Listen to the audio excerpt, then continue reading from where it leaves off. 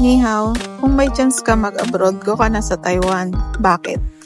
Maganda ang healthcare system nila, mababait ang mga Taiwanese.